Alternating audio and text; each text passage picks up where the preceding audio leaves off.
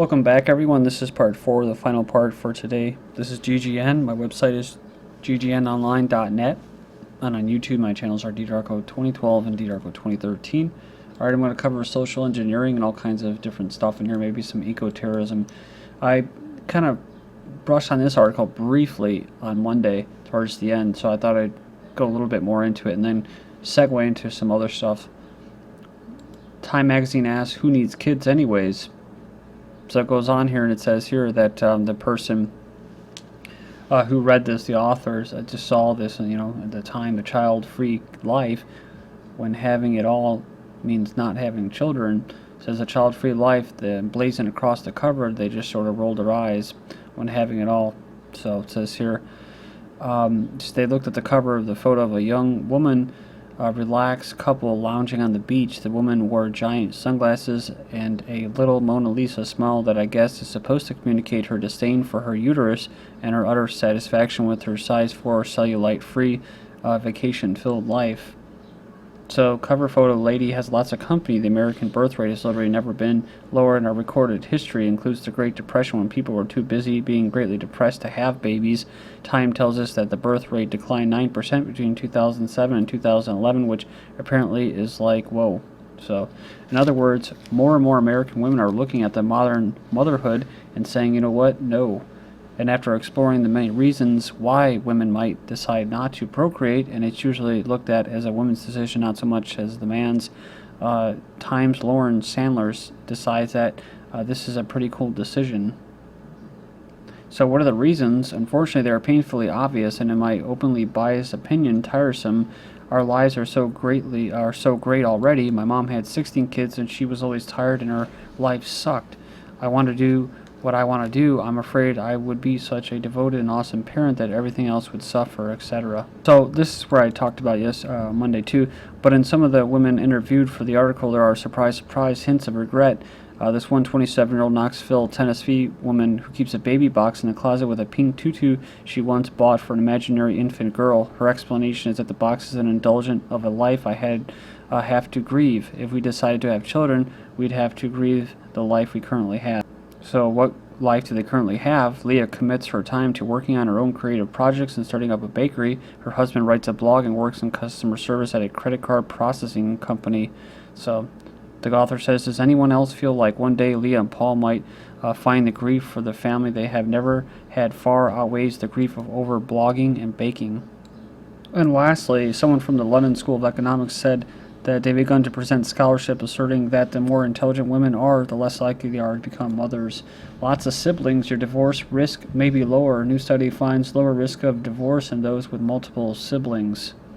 So a new study suggests that for each additional brother or sister a person has, that person's chances of getting divorced go down by 2%. But it says the effect wears off after around 7 siblings.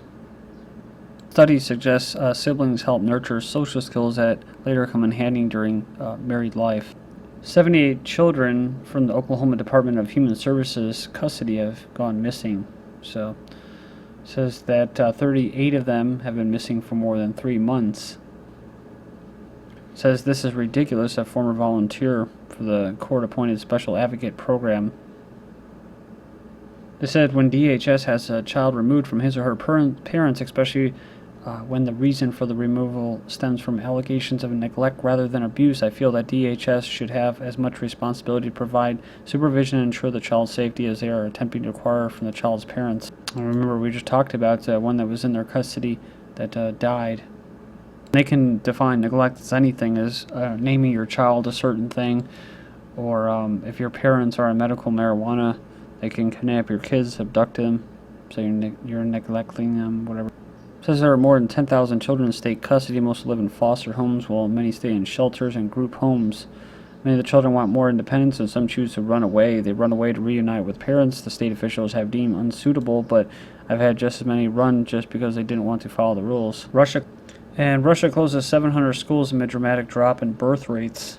More than 700 Russian schools are set to close this year because of a slump in the number of children of school age.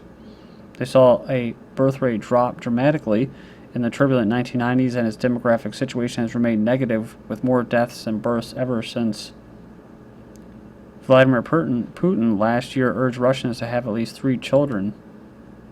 So it's like the complete opposite of what the West is teaching. For some reason, we have forgotten why we came into this world, and we came in with only one aim: to create new life, to continue our line. That was a public health official for them. The recent uptick in births is partly driven by a wave of immigrants from the ex-Soviet states where larger families are the norm. And this is all part of this global agenda that I've talked about. It's happening in the United States, it's happening in Europe as well.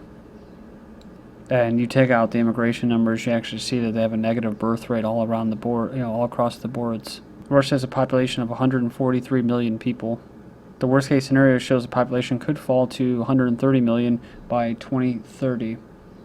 All right, next up, U.S. Olympic chief says athletes must respect a nation's laws. In an interview with R Sport, the CEO of the U.S. Olympic Committee, Scott Blackmun, says he expects athletes to respect the law in the country of competition in reference to Russia's anti-gay legislation. So they said here that we read the law, there's 200 committees, and it's not workable for each of them to develop its own interpretation approach with respect to the law. Lastly, he says our job, first and foremost, is to make sure that our athletes are prepared to compete and aren't distracted while they're here. Where a sports organization will leave the diplomacy on the legal issues up to the diplomats, and we're not going to get involved. D.C. mayor acts as gospel singer from Martin Luther King Memorial Concert because he is an ex-gay. So the mayor admitted Monday that he made his final decision to remove gospel singer Donnie McClurkin from the lineup performances at a sponsored event on Saturday, the MLK Memorial, in response to complaints by gay activists who contacted the mayor's office to complain about his inclusion in the show because the gospel singer is a vocal ex-gay who believes homosexuality is a curse which can be overcome through prayer and determination. They threatened to protest the event if he was even allowed to perform. Soon after it was announced that he would no longer be part of the program. Fox News host shocked by transgender rights. Of course, this is coming from Raw Story, again, a liberal site. I can't get my head around this. So conservative pundit, and again, I don't watch any of this crap, but I just try to pick a little parts of the news here and there. Michelle Malkin and the host of Fox and Friends Tuesday expressed outrage and confusion after California governor signed a transgender rights law allowing students to choose which gender identity they prefer. She says, I don't know where to start on this. She says, is this children who consider themselves a different gender and have not gone through some sort of surgery? Is this a child who is conflicted about their sexuality and chooses one day to use the boys' bathroom as opposed to a girl's? She goes, there is such an impetus to pander to political correctness.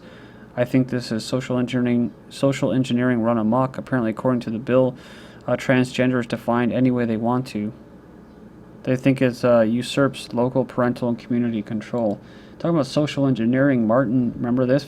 The Trayvon Martin family attorney says it was her duty to be a social engineer, even though they lost. She has a greater duty beyond being an attorney. That's to be a social engineer.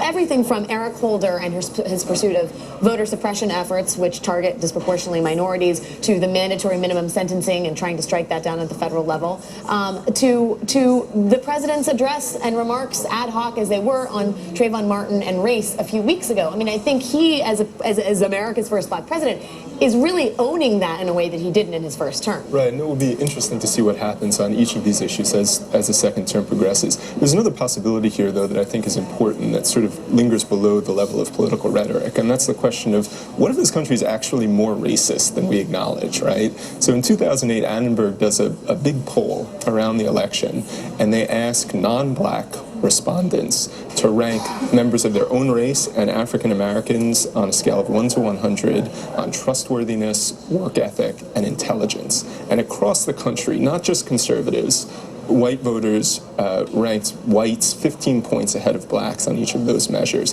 That's astonishing. The numbers were, as you might expect, strongest in the Deep South. 6 of the 8 states that were highest on this list were Louisiana, Mississippi, states like this. One of the things that was interesting to me is that the states that ended up lowest on that list, places where there was the least racism, were not the most liberal states or the most cosmopolitan states. They were the whitest states. They were places like North Dakota and Idaho and northern New England. And so there's this just lingering craziness that still sort of exists out there. And I think one thing that, obviously there's a tactics to the take on Obama. Obviously there's a tactics to the take on voting rights. But it also seems to me like we have to consider the possibility, and I think the president is sort of considering this in some of his rhetoric, that we're just a bit more racist than we like to think. So there you go, folks. And when we talk about racist, it's always it's slanted the one way, right? He even said that that was for whites. There's here white.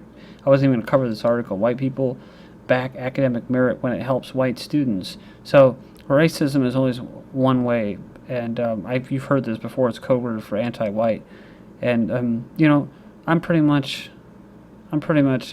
I'm still going to mention this sometimes, but you know, it's just the white guilt that's out there and people that are naive, and there's not much community among the white community anyways, so my belief is that they're going to pretty much get everything that they deserve, so but it's not completely their fault. It's 50% their fault for being a kind of spineless cowards, but also they have a good reason to be, which is to be politically correct, because if they don't, they won't get a job. They'll be socially isolated. They'll be labeled as a racist, basically for looking out for their tribe. So everybody else is able to do that except for them. The idea of academic merit is most appealing to white people when it helps white students, according to new research. They show respondents favored high test scores in academic achievement when asked to rank admission criteria for University of California schools. But see, this is where it gets sticky, though, right? But when a separate group of respondents was informed that Asian Americans are heavily represented among UC undergraduate population, it was more likely to de-emphasize academic scores as admission factors. And like I said before, as far as multiculturalism goes, for Europe and other places, in Africa, China, I would be against it. But here in the United States, most white people, we don't have a leg to stand on, and nor does anybody else except for the indigenous population as far as their being at their homeland. So there's no ties to the land. There's no need to stick together. And what they're trying to do here is to get people to not think to look out for their own people. So ultimately, what I see as far as the fate of the United States is it will eventually just die off. It won't work, this experiment of multiculturalism. The only reason I say multiculturalism is the only solution for the United States because it's the death of culture. You have to define what multiculturalism is and what they're proposing it to be. So it's actually the death of culture, an individual's culture, so that's why I don't support it. But in the United States, it could actually mean that people maintain whatever culture they have left besides just consumerism and entertainment. So then we have this article, Minnesota man removed from coma after fierce mob beating by 50 youths. So 4 arrests have been made in the case of a Minnesota man who remains in stable but critical condition following the beating of by a group of some 50 youths, the majority of whom were in black gangs. Now, of course, this is from InfoWars. This is what they're saying. I don't know what evidence they have, but I went into the article and they just call them youths, and they call it kind of like a melee or a fight. They jumped this guy. They beat him. And this was definitely race. There's nothing on the mainstream media about this. So a detail which has led many to label the altercation of a black on white hate crime. But when you look at this, it may not have even been that. It says here that some girls at the party, a witness says, started fighting outside, and that everyone went outside to watch the fight. She saw numerous people from the party fighting. So it says witnesses say this individual, a master control operator for a public access channel, an aspiring filmmaker, walked in the crowd and was assailed by a man wielding a can and a sock, which hit his head and caused him to fall to the ground bleeding. Another person said that he was struck in the head and was kicked, stomped, and stripped by a bunch of people. He was recently removed out of his medically induced coma, although he is still in critical condition. Police initially believed the incident was gang-related. However, according to the Minnesota law, aggravating factors need to be considered, including a possible factor of racial bias, according to the Pioneer Press. Then we have 19 shocking examples of how political correctness is destroying America. The first one, of course, is the Missouri State Fair permanently banned a rodeo clown from performing just because he wore an Obama mask. Now all of the other rodeo clowns are required to take sensitivity training. Government workers in Seattle have been told they can no longer use the word citizen and brown bag because they are potentially offensive. A Florida police officer recently lost his job for calling Trayvon Martin a thug on Facebook. Climate change deniers are not wanted at the U.S. Department of Interior. The Interior Secretary said, "I hope there are no climate change deniers in the Department of Interior." A professor at Ball State was banned from even mentioning the concept of intelligent design because it would supposedly violate the academic integrity of the course he was teaching. And we have the Chuck Schumer trying to embarrass Putin in Russia. Chaplains in the U.S. military being forced to perform gay marriages. High school track team was disqualified because he made a gesture of thanking God when he crossed the finish line, and a 6-year-old was ordered to remove the word God from a poem she wrote in honor of her grandfathers from veterans from Vietnam. Thank you.